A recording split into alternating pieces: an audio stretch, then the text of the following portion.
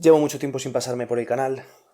Os daréis cuenta también, quienes me seguís, que este no es el escenario habitual. Y es que me he tenido que venir un tiempo a casa de mi madre. Espero solucionar esta situación cuanto antes. Pero de momento, pues esta es la situación. Tengo menos medios que antiguamente o no tengo las condiciones como para poder instalarlos o hacer lo que estaba haciendo hasta la fecha. Si bien ya era bastante precario. El tema es que quería compartir una reflexión. En esta ocasión no voy a hablar de naturaleza, sino que esta reflexión nace a raíz del conflicto en Ucrania y en especial por una serie de noticias y de comentarios que he visto en torno a esta cuestión que la han abordado en clave de crisis de nuestra civilización. Y, y no es que yo tenga la formación ni la sabiduría, principalmente por mi edad, para poder hablar de este asunto en profundidad o con relativa importancia, ¿no? Pero, pero sí es cierto que observo algo que sucede en la universidad y en general en el pensamiento mainstream dentro de círculos académicos e intelectuales que no solamente a mí, pero que a mucha gente le parece preocupante, y es que desde hace unas décadas hasta ahora este proceso de la deconstrucción de nuestra cultura, que empieza con la tan vilipendiada posmodernidad, pues ha puesto en cuestión muchos asuntos que diríamos estaban enraizados en nuestra visión de las cosas, pero sin embargo no ha ofrecido una alternativa viable en la práctica, ¿no? Diríamos que no ha ofrecido alternativas operatorias con el escenario que vive no solamente Occidente en particular, sino Occidente en dialéctica con el resto de sociedades que se disputan su hegemonía, ¿no? Y, y yo quería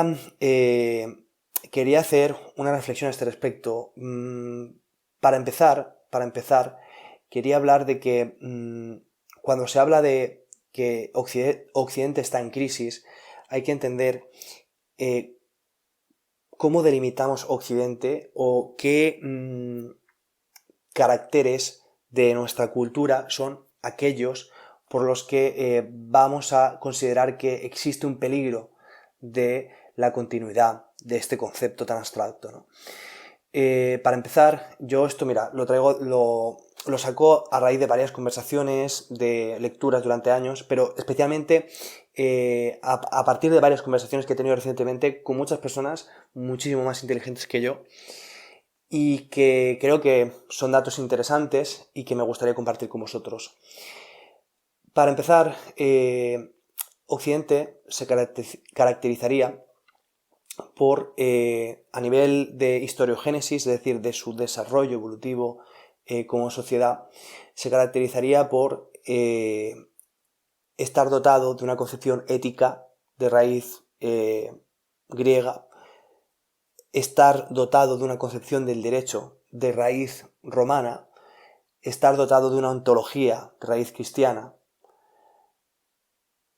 Con ello también está dotado de unas características asociadas a esa ontología,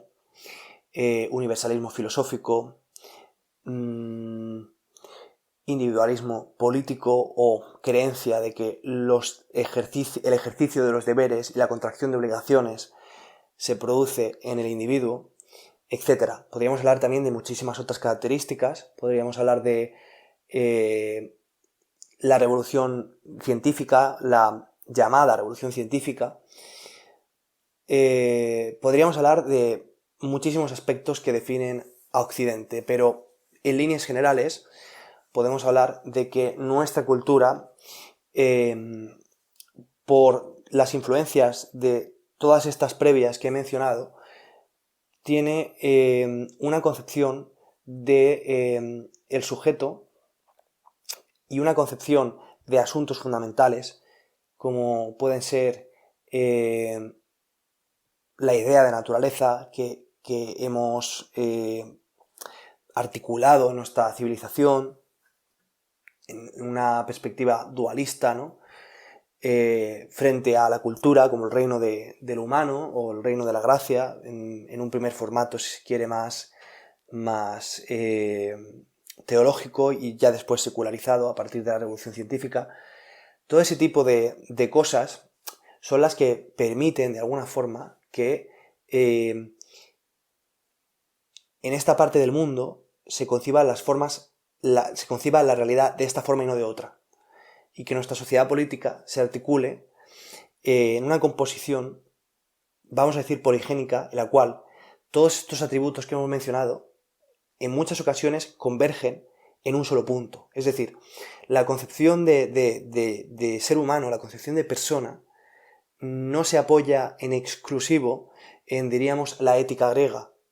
porque en el pensamiento de la Grecia clásica, la concepción de la naturaleza no es como la concepción de la naturaleza que hemos construido con posterioridad en esta parte del globo, sino que el mundo humano y el mundo natural están entrecruzados. Es decir, es necesario que llegue el cristianismo, o si se quiere, primero Platón y luego el cristianismo, para esa escisión cuerpo-alma y luego ya con Descartes, pues el remate, diríamos, ¿no? Y ese dualismo entre materia y espíritu, si se quiere, que no encontramos, por ejemplo, en las civilizaciones asiáticas, ¿no? De forma que, como digo, las ideas de cualquier sistema complejo, y en este caso de cualquier cultura, y mucho más, una cultura tan sofisticada como es el caso de la occidental, son poligénicas, en el sentido de que hay muchos aspectos, como hemos mencionado también el derecho, la concepción de los derechos, de la contracción de obligaciones y de deberes en el individuo y el ejercicio de tales derechos y obligaciones a partir del individuo. Todo ello tiene una composición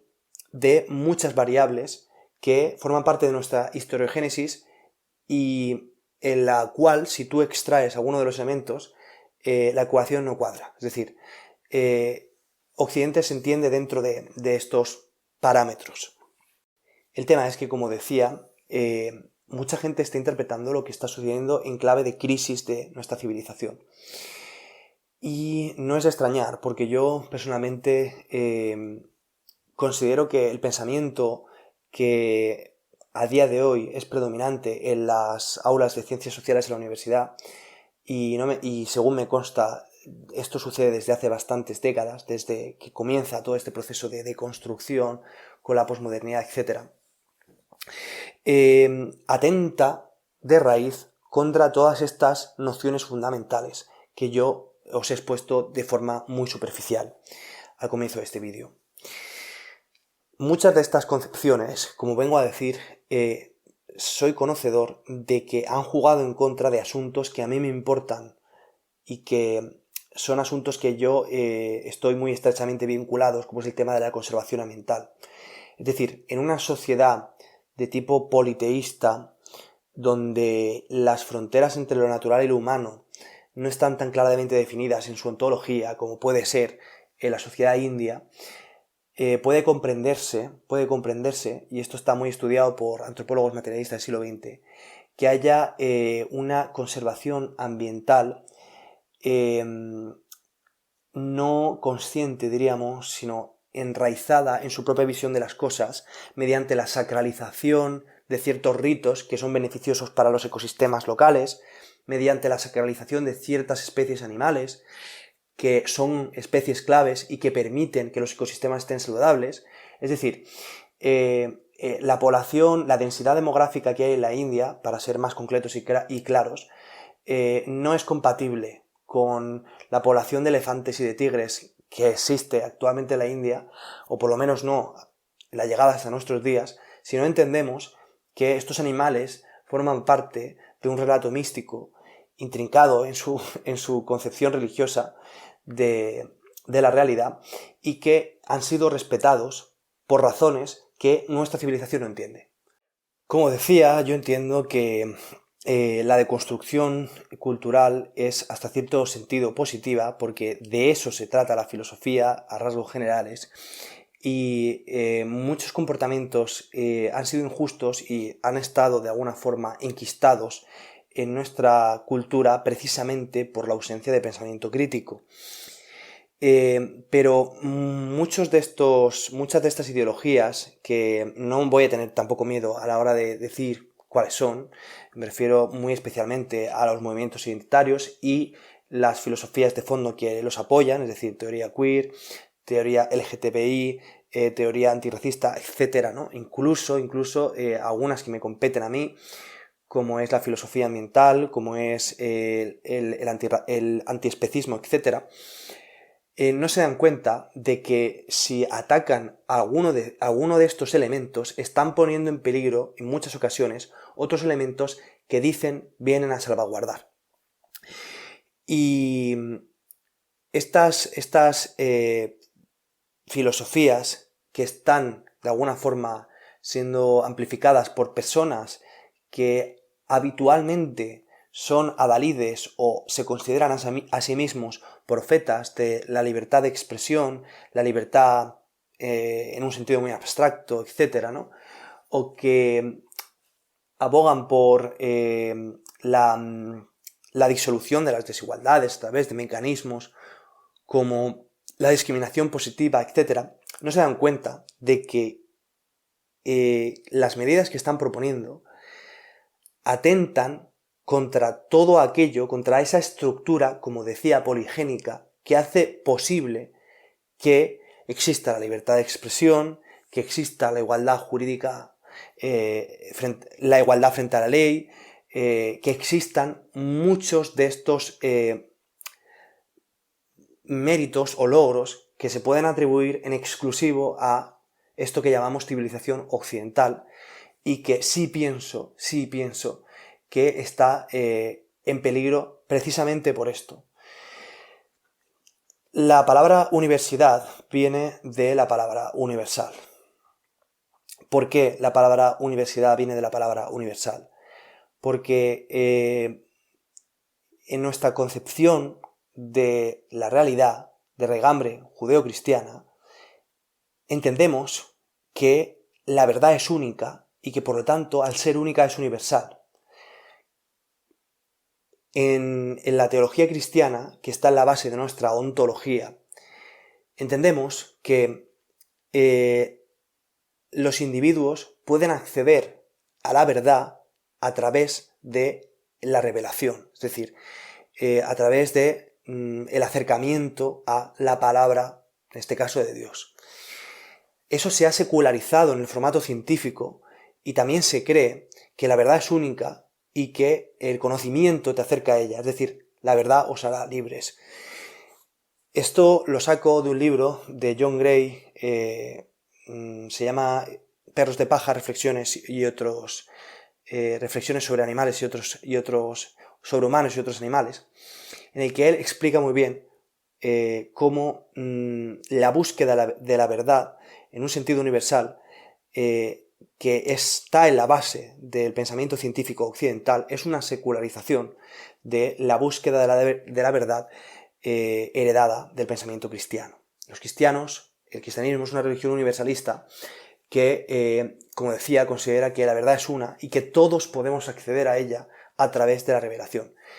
Todos somos hijos de Dios, como dice en el Evangelio, ya no quedan judíos, ni gentiles, romanos, ni, en fin, no me acuerdo cuál es el Evangelio, que dice que se han acabado las diferencias porque todos podemos salvarnos si nos acercamos a la verdad. Efectivamente, esta es una crítica fundamental a través de la cual se dice que nuestra civilización es logocéntrica.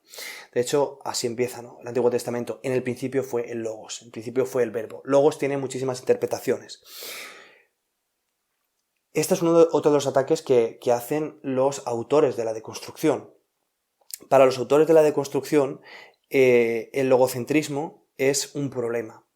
Y consideran que otras religiones en las cuales, o otras civilizaciones en las cuales la división entre la razón y la emoción, o aquello que hemos considerado aquí emoción y razón, no es tan clara, pues son más, no sé, sofisticadas o están más cerca, o en fin, o se emplea de forma crítica sus herramientas epistemológicas frente a las nuestras, ¿no? Hoy día es común que muchos enfoques sean orientalistas por cuanto a la hora de abordar la historia del desarrollo científico, por ejemplo, Y estos enfoques no están siendo escritos en China o en otras esferas como la India, que también, sino que están siendo construidos desde el propio Occidente en ese proceso de deconstrucción. Pero mientras nosotros hacemos ese proceso de deconstrucción, todas estas alternativas políticas que hoy día ya no pueden ser tratadas como hacían los antropólogos y filósofos del siglo XX, como vamos a darles el reconocimiento por lo que han hecho, pero la hegemonía es nuestra, hoy ya no es así. Hoy día la hegemonía está en disputa. Estas naciones que están disputando la hegemonía están aprovechando nuestros discursos internos para su beneficio, para la construcción de su relato identitario dentro de sociedades en las cuales, como no tienen una concepción de las cosas como la nuestra, por todo esto que he mencionado, la libertad de expresión, los derechos del individuo, etc., no tienen la significancia en el terreno político que aquí le atribuimos. Entonces, nuestra cultura, como decía, es de regambre cristiana, y el cristianismo es universalista, considera que todos somos hijos de Dios porque la verdad es única y todos podemos acceder a ella. Es logocéntrica. Como estaba mencionando antes, la construcción de nuestra civilización es poligénica. Habíamos dicho que en Occidente el individuo ejerce sus derechos y obligaciones a título individual, a título personal, no a título colectivo. Y es que esto está muy relacionado con el universalismo. El universalismo filosófico está secundado por el individualismo político, porque la salvación del individuo se ejerce a través de su obra, es decir, es el individuo el que mediante sus acciones se condena o se salva. Es decir, que precisamente porque en Europa somos universalistas y no somos particularistas, como sucede en otras regiones del globo, precisamente porque somos universalistas, somos individualistas políticos, es decir, una cosa hace posible la otra. Y precisamente porque somos universalistas y creemos que la verdad es una y es accesible, somos logocéntricos. Es decir, todo forma parte de una misma concepción multilateral de las cosas, o si se quiere, una arquitectura en la cual todos los elementos están apoyando unos a los otros. Una de las noticias, y voy a volver a lo de Ucrania, que me hacían ver cómo se cae como un castillo de naipes todas estas teorías de la deconstrucción que se están haciendo, que, como digo, no ofrecen alternativas viables para el funcionamiento de nuestra sociedad, porque si lo hiciesen, bienvenidas sean, pero es que las alternativas que ofrecen no son operatorias. Uno de los artículos que me ha llamado la atención es que uno que decía que los hombres de Ucrania están siendo obligados a permanecer y a luchar, mientras que las mujeres y los niños pueden abandonar el país. Y esto es un golpe de realidad, es decir, llevamos muchas décadas insistiendo las universidades en que no existen diferencias sustanciales, por ejemplo, entre los hombres y las mujeres a la hora de su desempeño, del desempeño de su rol en la sociedad, ¿no? Desde luego, cuanto más sofisticada es una civilización y menos requiere del uso de la fuerza y mayor primacía da a los elementos intelectuales o a las capacidades intelectuales de los individuos, la distancia que existe entre los sexos se acorta, porque el dimorfismo sexual, que durante un periodo de nuestra historia sí que fue necesario, sí que fue estadísticamente determinante para el desempeño de ciertas funciones físicas, por ejemplo, en el caso de los hombres, y el desempeño de ciertas funciones afectivas, si se quiere llamar así, o del cuidado para el caso de las mujeres, pues deja de ser relevante, ¿no? Es decir, la sofisticación técnica hace que la fuerza física ya no sea trascendente en nuestra sociedad, incluso en el terreno de lo armamentístico. Porque hoy día es mucho más importante contar con unos buenos servicios de inteligencia y contar con una buena tecnología antes que tener un ejército compuesto por hombres jóvenes y fuertes, ¿no? Está claro que eso ha sido así y precisamente por eso, porque nuestra civilización ha sido la que más se ha desarrollado en el ámbito técnico, ha favorecido las condiciones materiales que han permitido que los roles de género dejen de tener sentido en muchos aspectos. Sin embargo, con la deconstrucción de todos esos comportamientos que quizá en el periodo histórico en el que vivimos y debido a todas estas transformaciones en el terreno científico-técnico que menciono, ya no son necesarios, la deconstrucción de todo eso ha ido de la mano de la deconstrucción de algunas instituciones que, si bien no son, diríamos, necesarias, sí son importantes para la salud psicológica de las personas, para el funcionamiento adecuado de nuestra cultura, etc. Por ejemplo, cuando se ha querido deconstruir la monogamia, ofreciendo como marco comparativo la existencia de otras sociedades en las cuales se han practicado otras formas de parentesco, no se ha deparado en qué significa el matrimonio y la monogamia en nuestra cultura, en un sentido, pues, como digo, poligénico, en un efecto, ¿cómo decir?, fractal casi, ¿no?, de expansión o de repercusión en menor escala de todo lo que conlleva esa disolución de una institución como es el matrimonio, ¿no? Por ejemplo. Evidentemente, es necesario que haya una deconstrucción para que se plantee esto como algo opcional. Y desde luego, muchas personas que tienen una sexualidad distinta o que simplemente no han querido entrar dentro de los características históricamente, dentro de las que históricamente se han cerrado la masculinidad o la feminidad, etc., pues tienen ahora una oportunidad de no sentirse coartados, no sentirse limitados. Pero eso no significa que el resto de la población deba de abandonar todo aquello que de alguna forma permitía, pues, la construcción de un núcleo familiar, el desarrollo psicológico pertinente de los individuos, etc., ¿no? La posmodernidad ha puesto en cuestión muchas cosas que el ciudadano de a pie, que no está versado en filosofía, en historia, que no está versado en asuntos de ontología, de epistemología, ha hecho siempre de forma irreflexiva,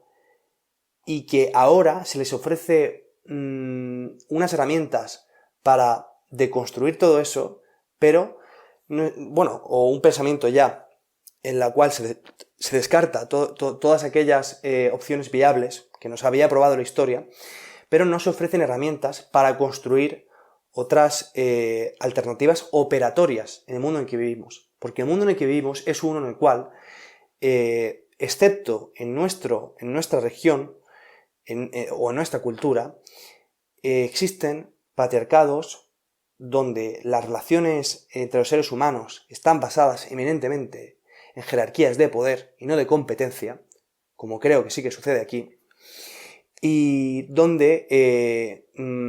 otras alternativas políticas que, como digo, están basadas en jerarquías estructuradas en relaciones de poder, quieren disputarse la hegemonía cultural,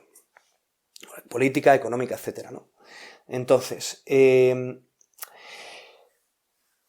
estas teorías de la deconstrucción creo que son resultado de haber vivido en una burbuja en la cual se ha pensado que podíamos desintegrar los roles que habían dado solidez o habían proporcionado armonía y homogeneidad social, porque una cosa guarda relación con la otra. Es decir, la armonía social y la solidez de un sistema político o la robustez de un sistema político están muy relacionados, ¿no? Y cuando nos hemos puesto a hacer todas estas críticas y, por ejemplo, hemos confundido masculinidad con machismo y nos hemos querido desvincular de algunos atributos propios de lo que históricamente hemos considerado masculinidad, como puede ser el individualismo o la competitividad, una cosa guarda relación con la otra, y hemos querido enfatizar en el cooperativismo y en el colectivismo, hemos roto, de alguna forma, una especie de equilibrio que había existido en nuestra sociedad de forma irreflexiva, y hemos dado primacía a todos estos componentes que en muchos sentidos nos acercan más a las sociedades asiáticas en la forma de ver las cosas que a nuestra raigambre filosófica e histórica. Y como decía, esta deconstrucción de estos elementos atenta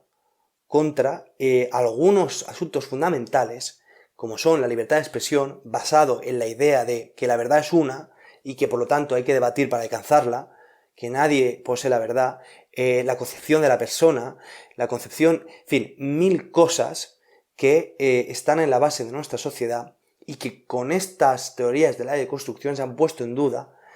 y no se ha dado cuenta el que lo ha hecho, o espero que no se haya dado cuenta, de que por el camino estaba arramblando con otros asuntos fundamentales. Hoy día la universidad, como vengo a decir, y las universidades nacieron como instituciones religiosas en Europa para la interpretación y consolidación del pensamiento cristiano. Y cuando se han secularizado siguen cumpliendo esta misma función. Las universidades son las que de alguna forma cristalizan el pensamiento de una esfera política o pretenden tener esa función de cristalizadora o fijadora de ese conocimiento, ¿no? Pues bueno, desde hace unas cuantas décadas hasta ahora, en esto que tanto se habla de la posmodernidad, etcétera, se pone en cuestión que podamos hablar de un universalismo filosófico, es decir, se promueve el particularismo filosófico. La idea de los perspectivismos y los relativismos culturales, por ejemplo, es un claro ejemplo de esto. Se está en contra del individualismo político, es decir, se cree que los derechos y las obligaciones y el ejercicio de tales no reside en el individuo, sino en los grupos en los que los individuos se articulan. Y, por último, se considera que el logocentrismo es algo negativo y a combatir.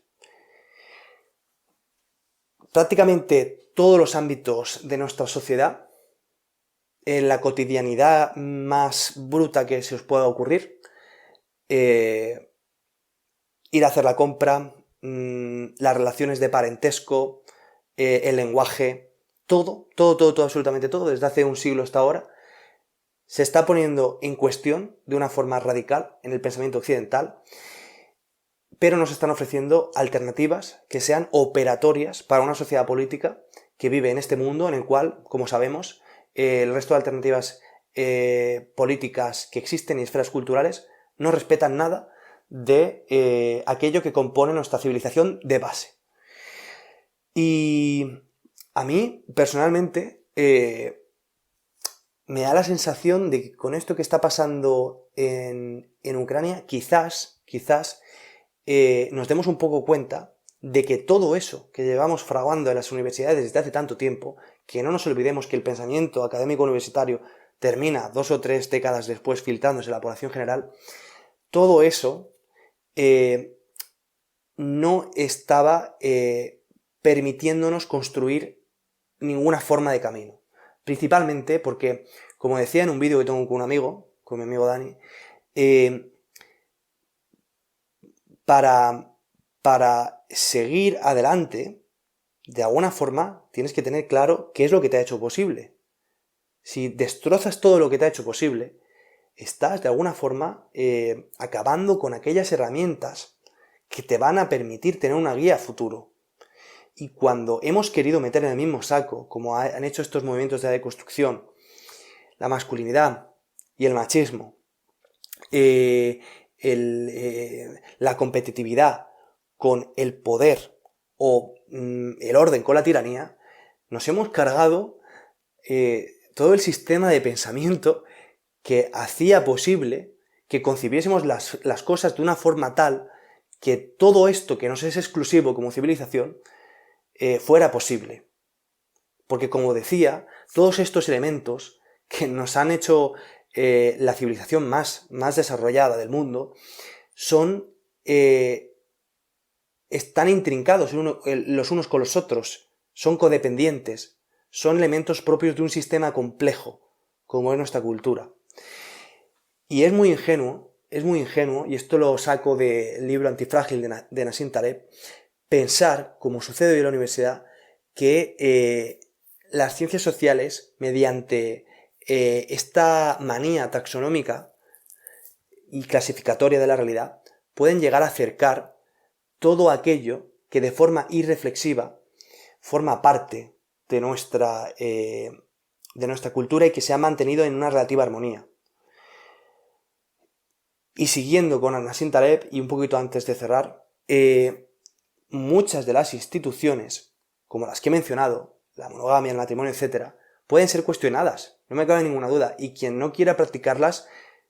no hay ningún problema con esto. Es decir, cada uno tiene que ser libre, porque esta libertad la hemos conseguido después de muchos siglos, ¿no? Y milenios, diríamos. Pero que no se nos olvide que aquello que ha sido resiliente, o como diría Nassim Taleb, aunque es una categoría distinta, antifrágil, aquello que ha probado que es la mejor alternativa de entre las infinitas alternativas que la realidad ofrece, porque las leyes naturales ofrecen infinitas interpretaciones, porque la historia es contingente, porque la realidad es un sistema complejo en el cual cada uno de los elementos altera al siguiente y el número de elementos es infinito e inabarcable para un cerebro humano. Pero sí sabemos que hay instituciones que han servido para el mantenimiento de la paz social y de la armonía y la construcción de nuestra sociedad. Por eso, cuando yo veía esta noticia de que los hombres estaban siendo obligados a quedarse en Ucrania y las mujeres y los niños podían salir, pensé que en España hubiera pasado exactamente igual. Si un país extranjero nos invadiese, sucedería exactamente igual en España, aunque seamos muchísimo más progresistas que lo que son en Ucrania. Hay una realidad que, como un núcleo duro, cuando quieres cortar, choca y te impide que pases. Y, como decía, muchos atributos que históricamente se han otorgado a la masculinidad y que se han deconstruido o se quieren deconstruir y que están perseguidos en el pensamiento de nuestra civilización desde hace mucho tiempo, son necesarios para nosotros. Es decir, la masculinidad, los atributos de la masculinidad, son necesarios para nuestra civilización. Porque no podemos seguir en el mundo si no los preservamos en un adecuado orden. Yo entiendo que la feminidad ha estado reprimida durante mucho tiempo y los atributos propios de la feminidad lo han estado durante mucho tiempo. Y que ahora que por fin pueden expresarse, pues se ha producido una especie como de, ¿cómo decir? Efecto rebote, en el cual pues la masculinidad y todo aquello que le ha pertenecido pues se ve mal y en fin, lo que está pasando hoy. Pero no nos olvidemos el mundo en el que vivimos,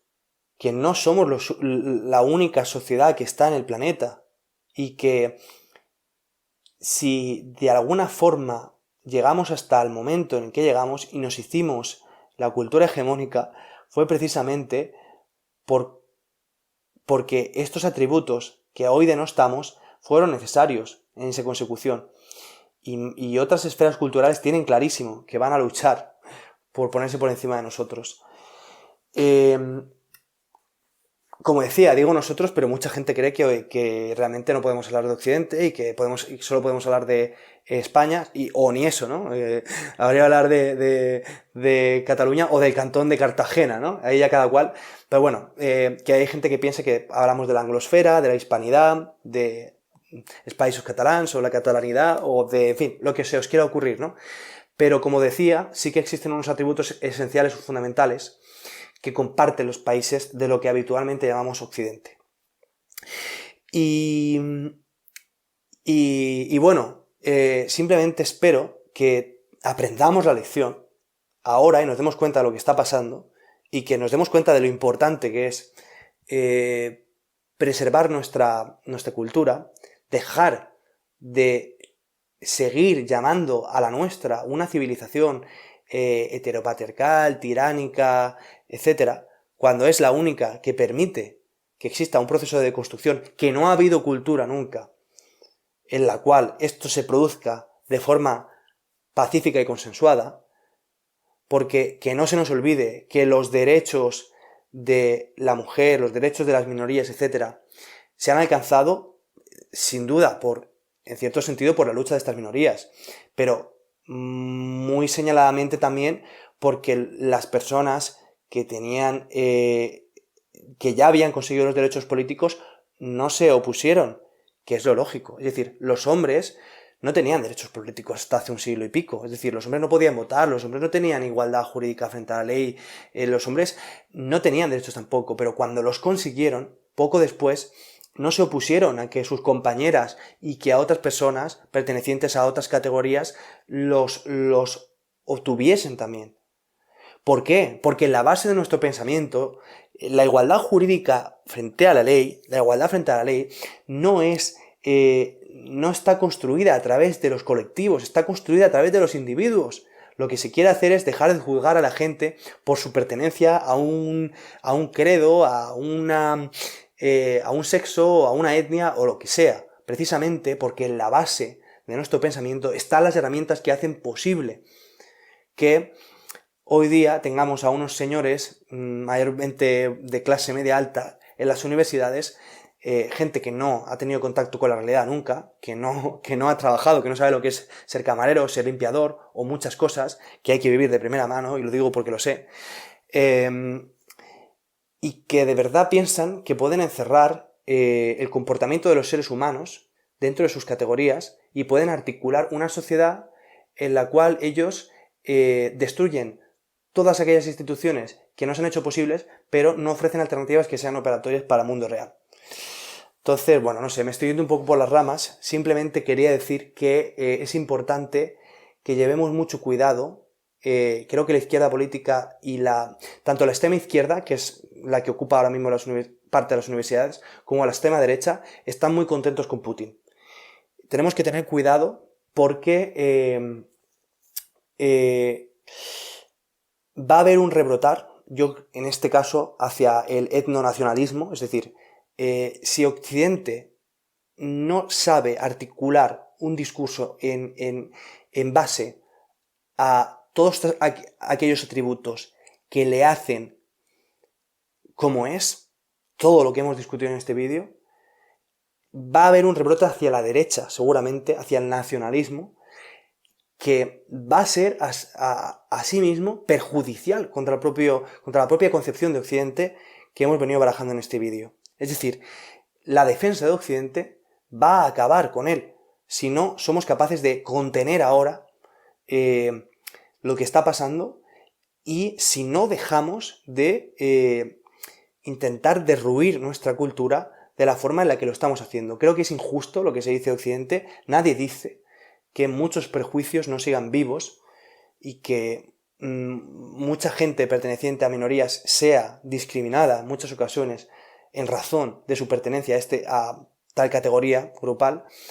pero nuestra sociedad no está basada en relaciones de poder entre los individuos. Las relaciones entre los individuos son habitualmente recíprocas. Nadie nos fuerza, como pasa en otras esferas culturales, a que nos relacionemos con la gente de una forma o de otra. Y sí, es cierto, la cultura pone límites, la cultura nos habita aunque no la comprendamos, y podemos hacer filosofía sobre si estaban bien esos límites o no estaban bien, ¿vale? Pero que no se nos olvide que la cultura es inherente a la condición humana, por lo tanto, cualquier cultura que ensayemos nueva va a tener también elementos dogmáticos. Y algunos de esos elementos dogmáticos que, como decía, nos han hecho posibles, quizá tenemos que plantearnos que no es adecuado que los derruyamos porque son necesarios para el mundo en el que vivimos. En fin, unas cuantas reflexiones que yo, así de una forma muy espontánea, quería contar. Espero que os haya gustado el vídeo. Si habéis llegado hasta aquí, posiblemente haya dicho muchas tonterías, no sé. Simplemente algunas observaciones que yo he visto que he vivido, cosas que me preocupan, que veo en la Facultad de Filosofía.